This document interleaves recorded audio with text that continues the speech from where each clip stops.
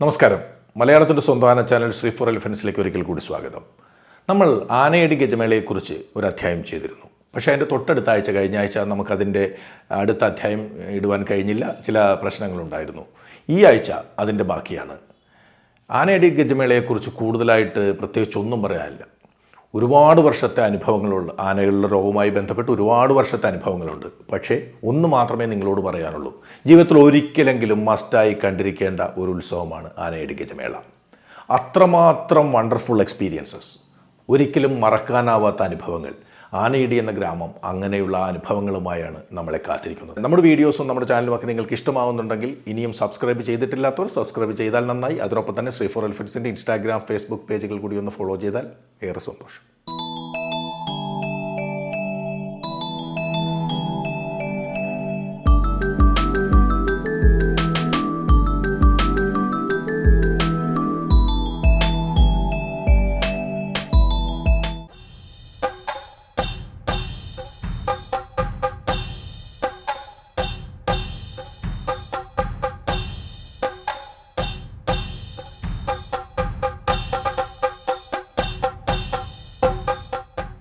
തൃശൂർ, പാലക്കാടൻ ജില്ലകളിലെ ബ്രഹ്മാണ്ഡ ഉത്സവ തിമിർപ്പുകൾക്കെല്ലാം പകരം വയ്ക്കാൻ, തലകുനിക്കാതെ ഒപ്പത്തിനൊപ്പം നിന്ന് മാറ്റുരയ്ക്കാൻ തെക്കൻ കേരളത്തിൻ്റെ തിലകക്കുറിയായി ഒരു ഉത്സവാഘോഷം.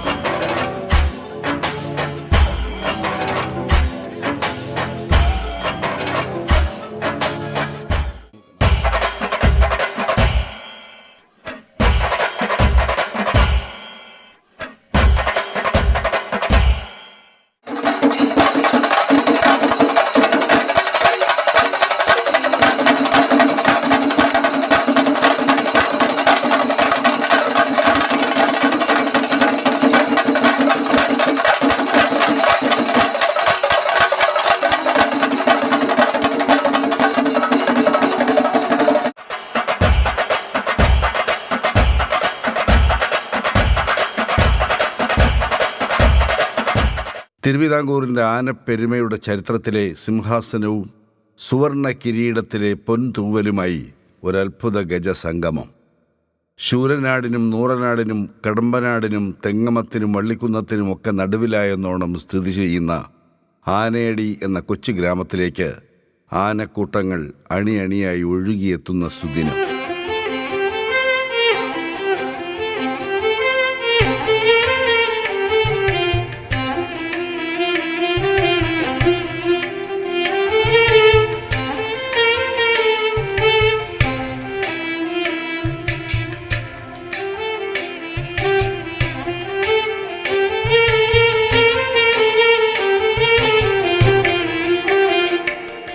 കാലാകാലങ്ങളായി പഴയിടം നരസിംഹസ്വാമി ക്ഷേത്രത്തിൽ നടന്നു വരാറുള്ള മഹോത്സവത്തിനും ഗജസംഗമത്തിനുമായി കാത്തിരിക്കുന്നത് ആനയടിക്കാർ മാത്രമല്ല, ആനകളും ആനപ്രേമികളും തന്നെയാണ്. ആനയടി ഉത്സവത്തിൻ്റെയും ഗജമേളയുടെയും പ്രധാന ആകർഷണം എങ്കിലും പടയണിപ്പാട്ടുകളുടെ കടുംതുടി താളമേളങ്ങൾ ഉള്ളിലാവാഹിച്ച് തുള്ളിയുറയുന്ന കാളകളും കുതിരകളും അടങ്ങുന്ന കെട്ടുകാഴ്ചകൾ കൂടി ഓണാട്ടുകരയുടെ ഓരം ചേർന്ന് കുടികൊള്ളുന്ന ആനയടിയുടെ മണ്ണിൽ ചരിത്രം രചിക്കാറുണ്ട്.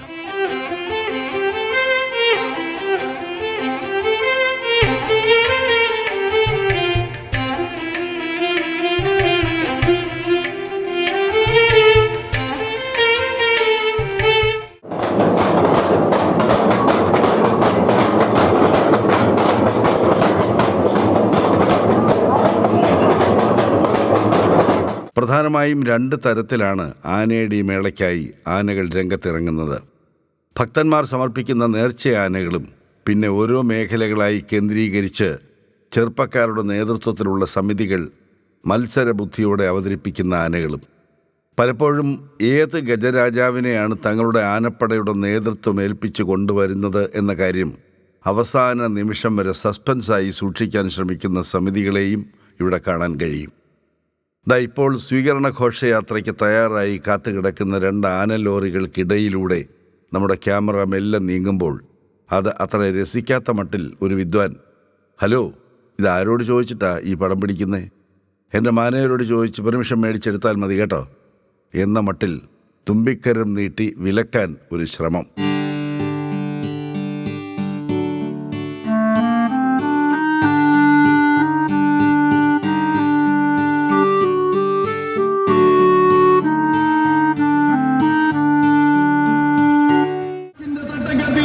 സൂര്യശോഭയോടെ അവതരിക്കുന്ന ധർമ്മരക്ഷയുടെ പടിഞ്ഞാറൻ പട കാണുവാൻ ശതകോടി സ്വാഗതം, സുസ്വാഗതം.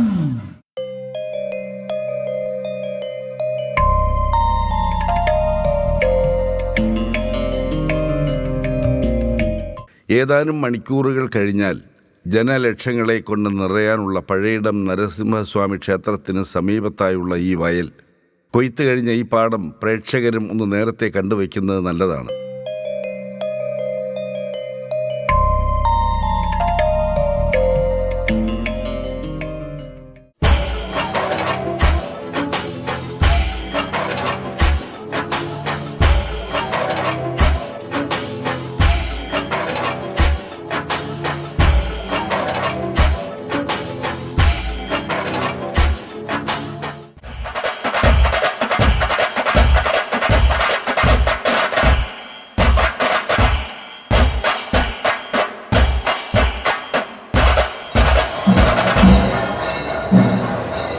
ആനയുടെ ഞാനാടാ പഠിക്കമ്പ് ആനയ്ക്ക്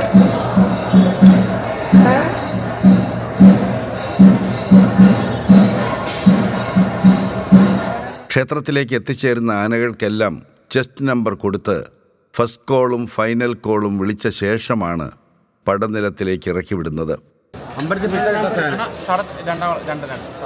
ഒന്നാമത്തെ നമ്പർ നിങ്ങളുടെ ദേവസ്വം അല്ലേ? ദേവസ്വമാണ് ഒന്നാമത്തെ ആന അല്ലേ? പിന്നെ ഈ രണ്ടകമ്പടി പോകുന്ന 2, 3 ബാക്കി അതിന് ശേഷമുള്ള വന്നത് നമ്പർ കൊടുക്കും. ശരി.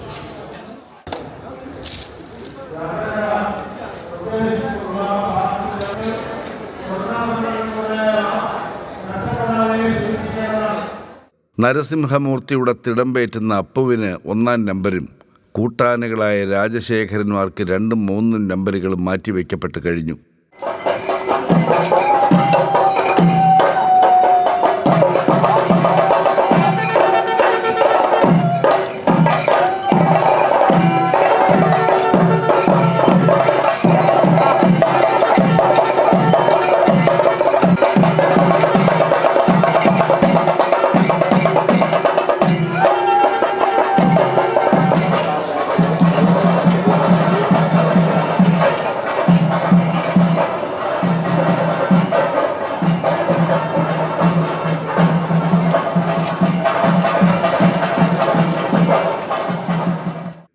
ഇനി നേർച്ചയാനകളുടെ വരവാണ്. ആദ്യം എത്തുന്ന മുറയ്ക്കാണ് നമ്പർ അലോട്ട്മെൻറ്റ്. അങ്ങനെ ആദ്യമായി എത്തിച്ചേരുന്ന നേർച്ചയാന തടത്താവിള മണികണ്ഠനാണ്. തൊട്ടു പിന്നാലെ പുതുപ്പള്ളി ഗണേശനും.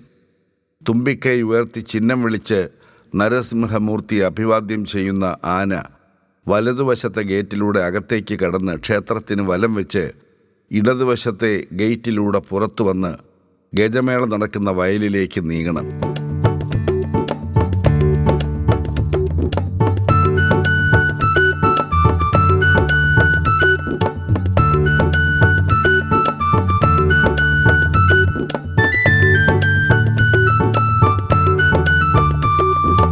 മണികണ്ഠൻ്റെയും ഗണേശൻ്റെയും പിന്നാലെ പനയ്ക്കൽ നീലകണ്ഠൻ്റെയും ഉട്ടോളി ചന്ദ്രുവിൻ്റെയും ഊഴമാണ്.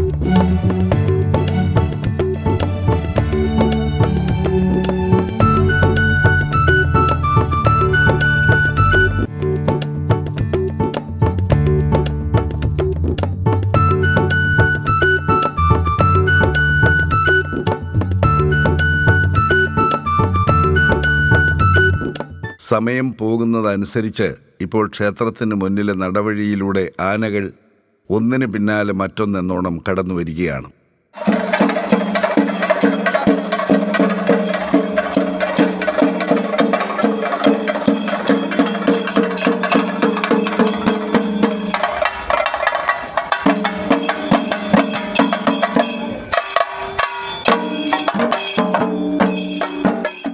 എട്ടാം നമ്പരായി എത്തുന്നത് മരുതൂർ മാണിക്യനാണ്. മേളവും താളവും എല്ലാം ജോറാണെങ്കിലും നടന്നു നീങ്ങുന്ന വഴിയിൽ നിന്ന് തൻ്റെ വായിലിട്ട് ചവയ്ക്കാൻ പറ്റിയ ഒരു കടലമണിയെങ്കിലും കയ്യിൽ തടയുമോ എന്ന് തിരഞ്ഞു പോകുന്ന ഈ ആനമാണിക്യത്തെ പിടിച്ചു വലിച്ചെന്നോണമാണ് പാപ്പാൻ ലക്ഷ്യത്തിലേക്ക് നയിക്കുന്നത്. ആനകൾക്ക് കാഴ്ചശക്തിയേക്കാൾ പ്രധാനം ഘ്രാണശക്തി അഥവാ മണം പിടിക്കലാണ് എന്ന കാര്യം കൂടി വ്യക്തമാക്കുന്നതാണ് മാണിക്യൻ്റെ വിരുതുകൾ.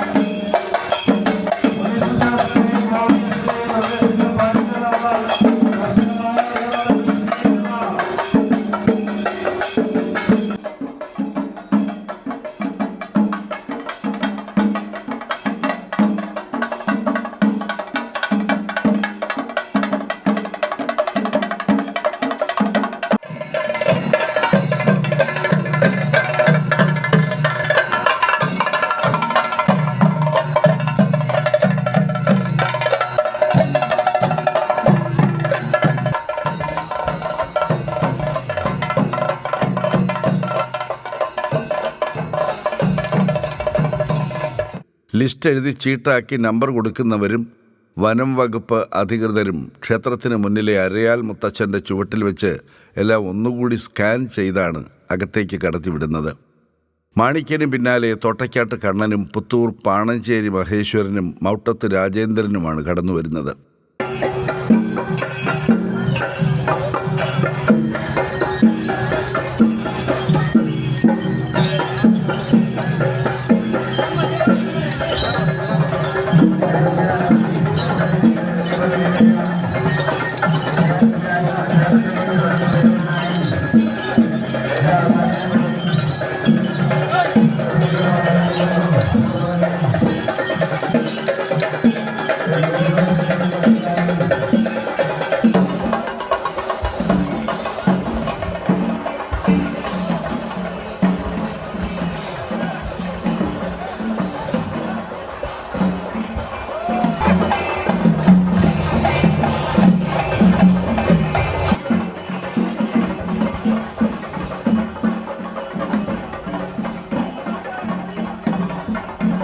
ഉച്ചവെയിലിൻ്റെ ശക്തി കുറഞ്ഞിരിക്കുന്നു.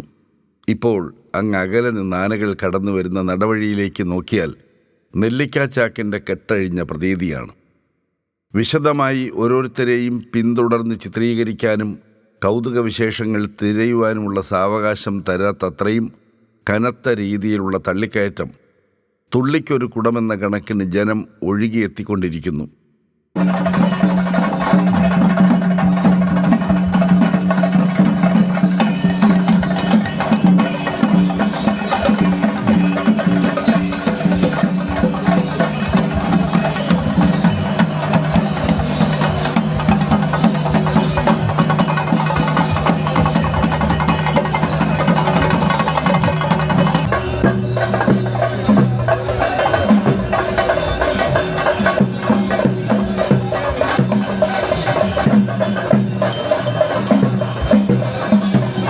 പെരിങ്ങലപ്പുറം അപ്പു, പനയ്ക്കൽ നന്ദൻ, കാണാവിള ശിവനാരായണൻ, വഴുവാടി കാശിനാഥൻ തുടങ്ങി ഓരോരുത്തരായി തിരക്കിട്ടെത്തിച്ചേരുമ്പോൾ എല്ലാവർക്കും പിടിപ്പത് പണി തന്നെ.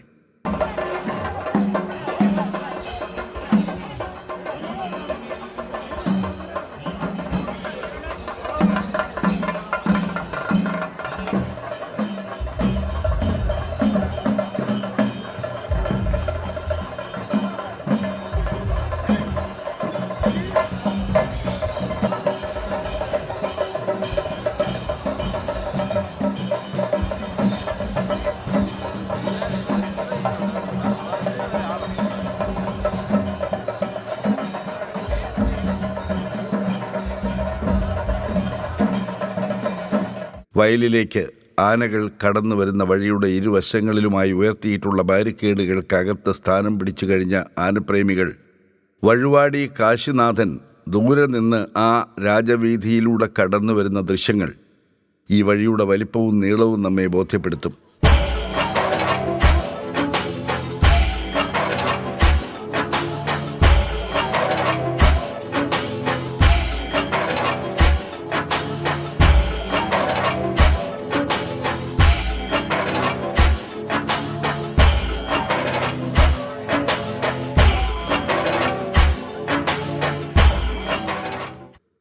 ആദ്യം എത്തിച്ചേർന്നവരും പാപ്പാന്മാരും എന്തെന്നില്ലാത്ത സമാധാനത്തോടെ വിശ്രമത്തിൻ്റെ മൂഡിലാണ്.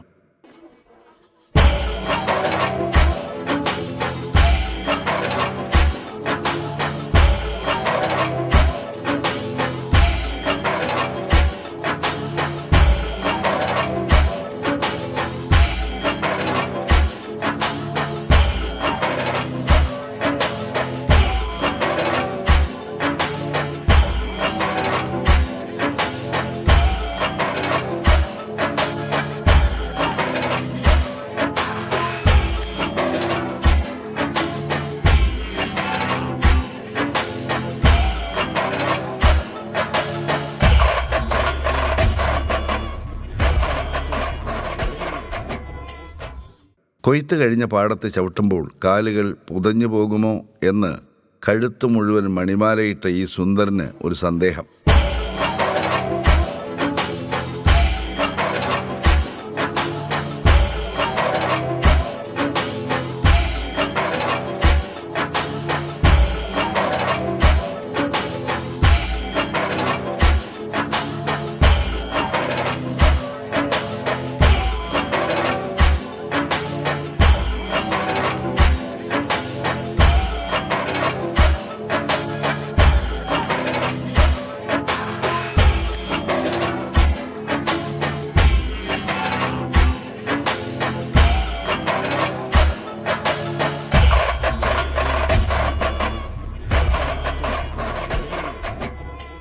നാട്ടാന ചന്തത്തിൻ്റെ വെണ്ണില ചന്ദനക്കിണ്ണമെന്ന് വിശേഷിപ്പിക്കാവുന്ന പുത്തൻകുളം കേശവൻ കടന്നു വരുമ്പോൾ അവൻ്റെ മുന്നിൽ കടന്നു നിന്ന് സെൽഫി എടുക്കാനാണ് ചിലർക്ക് തിടുക്കം. 3 or 5 ആനകൾ പങ്കെടുക്കുന്ന ഉത്സവങ്ങളായാലും എല്ലാം കഴിഞ്ഞ് ആനകൾ സമാധാനമായി മടങ്ങുന്നത് വരെ സംഘാടകരുടെ മനസ്സിൽ ഉത്കണ്ഠയാണ്. അപ്പോൾ 50-60 ആനകൾ പങ്കെടുക്കുന്ന ആനയടി ഉത്സവത്തിൻ്റെ അണിയറ പ്രവർത്തകരുടെ കാര്യം പറയാനുണ്ടോ? പക്ഷേ ആനയടിയുടെ ചരിത്രത്തിൽ സമാധാന പർവ്വങ്ങളേ ഉള്ളൂ. കേരളത്തിൽ പല സ്ഥലങ്ങളിലും ആന ഓടുന്നുണ്ട്, ആന കൊണ്ടുള്ള അപകടങ്ങൾ ഉണ്ടാകുന്നുണ്ട്. പക്ഷെ നാളിതുവരെയും ഈശ്വരാനുഗ്രഹം കൊണ്ട് ഈ ആനയടിയിൽ ഈ ആന മൂലം ഒരു ജീവഹാനി ഉണ്ടാവുകയോ അങ്ങനെ ഒന്നും ഇതുവരെ സംഭവിച്ചിട്ടില്ല. അത് ഈശ്വരൻ്റെ ഒരു കാരുണ്യവും ഭക്തജനങ്ങളുടെ പ്രാർത്ഥനയും ഭഗവാന്റെ അനുഗ്രഹമൊക്കെയാണ്. പിന്നെ ഇതുമായിട്ട് ബന്ധപ്പെട്ട് ഇതര ക്ഷേത്ര ഭരണസമിതികളെക്കാൾ ഉപരി ഇപ്പം നിങ്ങൾക്കറിയാം, കൊല്ലം ജില്ല ശക്തികുളങ്ങരയുണ്ട്, കുടിമൂട്ടിലുണ്ട്. നിങ്ങളിവിടെ വന്ന് കാണുമ്പോൾ അറിയാം, ഈ ക്ഷേത്രത്തിൽ ഇത്രയും വലിയൊരു ഏരിയയിൽ ആനകളെ നിർത്താനുള്ള സ്പേസ് ഉള്ളൊരു ക്ഷേത്രമാണ്. ഇപ്പോൾ സുപ്രീം കോടതിയുടെ ഹൈക്കോടതിയുടെ 3 മീറ്റർ അകലം പാലിച്ചാൽ പോലും ആനകളെ ക്രമീകരിക്കാനുള്ള സ്പേസ് നമുക്കുണ്ട്. അവിടെ വലിയ ബാരിക്കേഡ് സംവിധാനം, ആനകൾക്ക് കൃത്യമായി കടന്നു പോകാനുള്ള സംവിധാനം, എലഫൻറ്റ് സ്ക്വാഡിൻ്റെ വലിയ സംവിധാനം, പിന്നെ കൃത്യമായി പോലീസ് ഓഫീസേഴ്സ് ആനപ്പാപ്പന്മാരെ പരിശോധിച്ച് മദ്യപിച്ച ആനപ്പാപ്പന്മാർ ആനകളെ ഇറക്കാതിരിക്കുക. അതുപോലെ പിന്നെ ക്വാളിഫൈഡ് ആയിട്ടുള്ള ആനകളെ മാത്രമാണ് നമ്മൾ ഈ ക്ഷേത്രത്തിൽ ഉത്സവത്തിൽ മാത്രമാണ് നമ്മൾ ഇവിടെ ഉപയോഗിക്കുന്നത്. പിന്നെ വരുന്ന ആനപ്രേമികളും ആനകളുമായിട്ടുള്ള അകലമൊക്കെ പറിച്ച് വളരെ നമ്മളത് കഴിയുന്ന രീതിയിൽ മുൻ വർഷങ്ങളിൽ 2019-ലും 2020-ലും ഏകദേശം 5 ലക്ഷത്തിൽ പരം ആൾക്കാർ പങ്കെടുക്കുന്ന ഒരു ഉത്സവമാണ് ദക്ഷിണ കേരളത്തിലെ ആനയുടെ നരസിംഹസ്വാമി ക്ഷേത്രത്തിൽ വരുന്നത്. 5 ലക്ഷം ഞങ്ങളുടെ കണക്കൂട്ടലല്ല, ഇത് പോലീസിൻ്റെ. പോലീസ് ഒരു സ്ക്വയർ ഫീറ്റ് കണക്കൂട്ടി എവിഡൻസ് ഉണ്ട്. ആനകളുമായി താരതമ്യം ചെയ്താൽ കെട്ടുകാഴ്ചകൾ സുഖമുള്ള സംഗതിയാണ്, പേടിക്കേണ്ട കാര്യമില്ല എന്നൊക്കെ ഒറ്റ നോട്ടത്തിൽ തോന്നുമെങ്കിലും വലിയ വലിയ കാളകളെയും കുതിരകളെയും ഫ്ലോട്ടുകളെയും വീതി കുറഞ്ഞതും ഇലക്ട്രിക് ലൈനുകൾ ഭീഷണി ഉയർത്തുന്നതുമായ റോഡുകളിലൂടെ കൊണ്ടുവരികയെന്നത് നല്ല മനുഷ്യാധ്വാനം ആവശ്യമായ കാര്യമാണ്.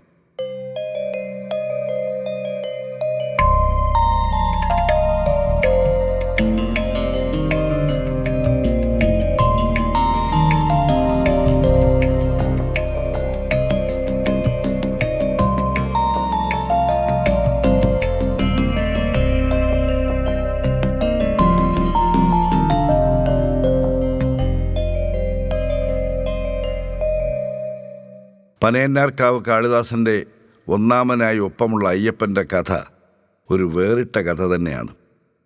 ചുണ്ടമ്പറ്റ കൃഷ്ണൻകുട്ടി എന്ന പേരിൽ തൃശ്ശൂർ ഭാഗത്തുണ്ടായിരുന്ന ആന നന്ദിലത്ത് ഗ്രൂപ്പിൻ്റെ കൈമറിഞ്ഞ് പനയന്നാർക്കാവ് ക്ഷേത്രത്തിൽ എത്തിച്ചേർന്നു. അതുകൊണ്ട് മാത്രം ആനക്കാരനായി മാറിയ ചെറുപ്പക്കാരൻ അതുവരെ ആനക്കാരനായി മാറുക എന്ന കാര്യം വിദൂര സ്വപ്നങ്ങളിൽ പോലും ഉണ്ടായിട്ടില്ലാത്ത ഈ ചെറുപ്പക്കാരൻ അന്ന് ഒന്നാമനായിരുന്ന ശിവരാമൻ ചേട്ടനൊപ്പം പാതി കളിയായും പാതി കാര്യമായും കൂടിയതാണ്. കളി പിന്നീട് കാര്യമായി.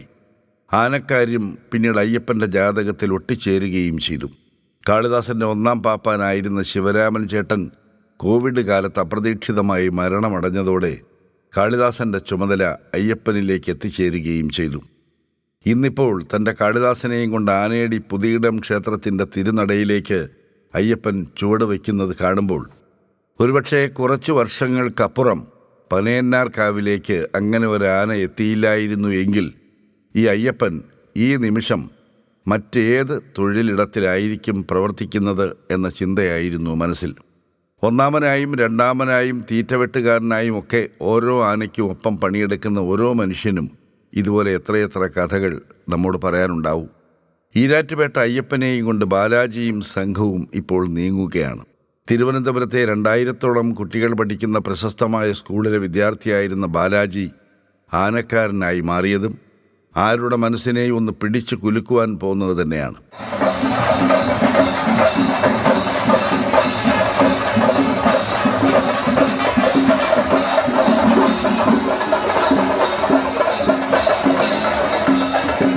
ക്ഷേത്രത്തിന് മുന്നിലെ അരയാൽ ഈ മരമുത്തച്ഛൻ ഇതുപോലെ എത്രയെത്ര മേളകൾക്ക് സാക്ഷ്യം വഹിച്ചിട്ടുണ്ട്.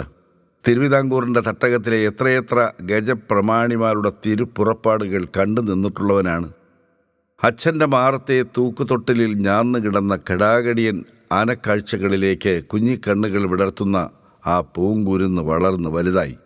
വർഷങ്ങൾക്ക് ശേഷം ആനയടിയിലേക്ക് എത്തിയാൽ അന്ന് ഈ മണ്ണിൽ എത്ര നാട്ടാനകൾ ഉണ്ടാകും എന്നതും ഒരു ഉള്ളൊരുക്കത്തോടെ മാത്രം ഉത്തരം തേടേണ്ട ചോദ്യമാകുന്നു. ഇപ്പോൾ പകൽ വെളിച്ചം ഒഴിഞ്ഞു മാറി കറുത്ത കുതിരകൾ പിടിമുറുക്കി തുടങ്ങിയിരിക്കുന്നു. ഏതെങ്കിലും ഒരു വീട്ടുകാരുടെ നേർച്ചയായി രംഗത്ത് വരുന്നവരെ പോലെയല്ല സമിതികൾ അണിയിച്ചൊരുക്കി ആനയിക്കുന്ന ആനത്താരങ്ങളുടെ പകിട്ടും പവറും. പുതുപ്പള്ളി സാധുവും കീഴൂട്ട് വിശ്വനാഥനുമെല്ലാം കടന്നു വരുമ്പോൾ ഉയർന്നു പൊങ്ങുന്ന വർണ്ണാഭമായ ബലൂണുകളും ആരവങ്ങളും അതിനുദാഹരണം തന്നെ. പഴയിടം ക്ഷേത്രത്തിലെ നരസിംഹമൂർത്തിയുടെ തിടമ്പ് വാഹകൻ ആനയടി അപ്പു പൊൻതിടമ്പുമായി കടന്നു വരുമ്പോൾ ജനക്കൂട്ടത്തിൽ നിന്ന് ഉയരുന്ന ആരവം അത് മണ്ണിൻ്റെ മകനോടുള്ള സ്നേഹവാത്സല്യം തന്നെയാണ്. പാമ്പാടി രാജൻ്റെ വരവറിയിച്ചുകൊണ്ടുള്ള അനൗൺസ്മെൻ്റ് മുഴങ്ങിയപ്പോഴായിരുന്നു മറ്റൊരാരവം. പക്ഷേ രാജനും ഗുരുവായൂർ ഇന്ദ്രസെന്നും എല്ലാം ഉൾപ്പെടുന്ന ടീം നിരക്കാൻ തുടങ്ങിയപ്പോൾ ഇന്ദ്രസെന്നും പാമ്പാടി രാജനും ഒന്നിച്ചൊരിടത്ത് നിൽക്കാൻ തയ്യാറായപ്പോൾ അവരെ കൊണ്ടുവന്ന സമിതിക്കാരും ആനയുടെ ദേവസ്വം വോളണ്ടിയേഴ്സും തമ്മിൽ അതിൻ്റെ പേരിൽ ചെറിയൊരു കശപിശ.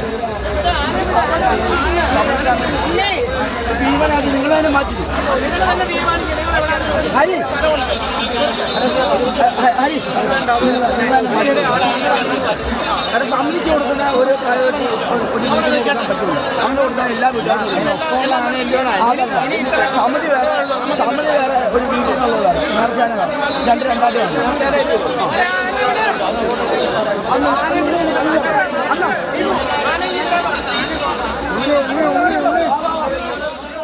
ഗുരുവായൂരപ്പൻ്റെ ആനയെ മാറ്റി നിർത്തുമോ? എല്ലാ സമിതികളും ഇങ്ങനെ വാശി പിടിച്ചാൽ എന്തു ചെയ്യും? തുടങ്ങിയ ചോദ്യങ്ങളും വാദങ്ങളും ഉയർന്നെങ്കിലും നമ്മുടെ ഉത്സവം നമ്മളായിട്ട് തന്നെ മോശമാക്കാമോ എന്ന ആരുടെയോ ചോദ്യത്തിന് മുന്നിൽ എല്ലാം അടങ്ങി.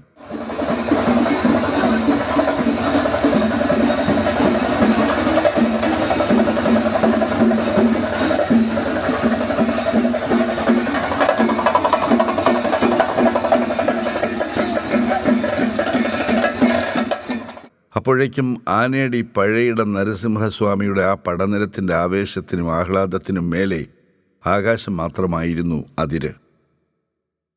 അപ്പോഴേക്കും കൊല്ലത്തിൻ്റെയും തിരുവിതാംകൂറിൻ്റെയും ഗജരാജ ഗന്ധർവൻ തൃക്കടവൂർ ശിവരാജു മുന്നിൽ നിന്ന് നയിക്കുന്ന സംഘവും കടന്നു വരികയായി. കോന്നിക്കൂടിൻ്റെ വീര്യവും സഹ്യസാനുക്കളുടെ തേജസ്സും സമന്വയിച്ച ശിവരാജു എന്ന മാതംഗ സുന്ദര സൂര്യൻ രാജവീഥിയിലൂടെ ചുവടുവെച്ചപ്പോൾ സന്തോഷം കൊണ്ട് ചുവന്ന് തുടുത്തത് പക്ഷേ കൊല്ലങ്കാരുടെ മാത്രം കവിൾത്തടങ്ങളായിരുന്നില്ല. നിരന്ന് നിൽക്കുന്നതിൻ്റെ ഒരു ഭാഗത്തു നിന്നും ആനകളും ആൾക്കൂട്ടവും മടങ്ങാൻ തയ്യാറെടുക്കുമ്പോഴും കാഞ്ഞിരക്കാട്ട് ശേഖരൻ്റെ സംഘം ഉൾപ്പെടെ ചിലരൊക്കെ മൈതാനത്തേക്ക് എത്തുന്നതേയുള്ളൂ. ആനയടി ഗജമേളയേക്കാൾ എണ്ണത്തിലും പെരുമയിലും മേലെ നിൽക്കുന്ന ഉത്സവങ്ങളും പൂരങ്ങളും മലയാള നാട്ടിൽ നമുക്ക് കണ്ടെടുക്കാൻ കഴിഞ്ഞേക്കാം.